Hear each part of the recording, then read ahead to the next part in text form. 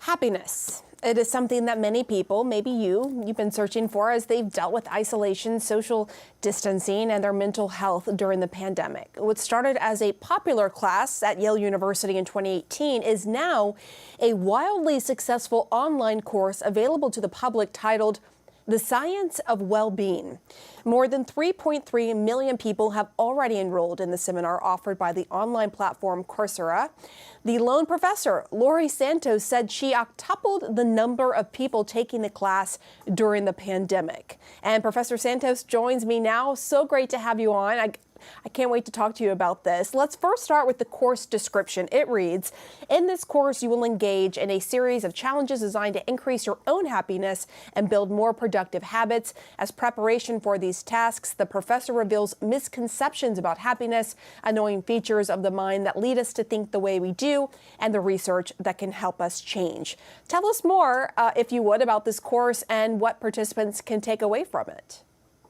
Yeah, I think the first thing you learn is that many of the things we think are going to make us happy, they don't really work in the way we think. And that's one of the reasons I think the course is so important. We need to get over our misconceptions about the kinds of things we need to do to be happy. If we know the right things to do, we could spend our time the right ways on the right things that are really going to improve our well-being. So really quickly, to home in on that, what are the right things to do versus the misconceptions very quickly?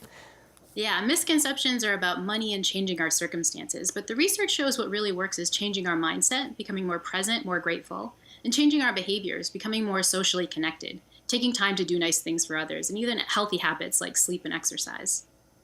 Socially connected, that is something that has been difficult, as you well know, during this pandemic. The enrollment skyrocketed, actually, during the pandemic. What do you think it was about people being isolated that led them to seek this out in these huge numbers?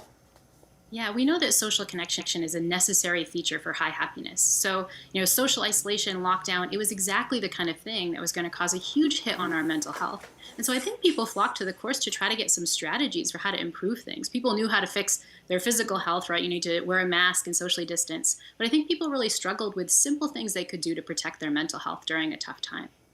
And also, people, they didn't have the distractions they may have had before, right? And then just being forced to sit at home and sort of reckon with yourself. And I think that has been a challenge for people. I think, again, what the research really shows is that happiness is about our behaviors. If we choose the right behaviors, take time breaks, promote time affluence, take time for gratitude, we really can improve our well-being. And you got to set boundaries. That's the bottom line, which is what you did with that auto reply. How do you measure happiness? How do you know if you're happy? Yeah, we just do it through a simple self-report. These are really well-validated surveys that we can use to assess how people are feeling. And what we're finding in the Coursera class is that from before to after, people go up about a whole point on a 10-point happiness scale. So these practices really do work statistically.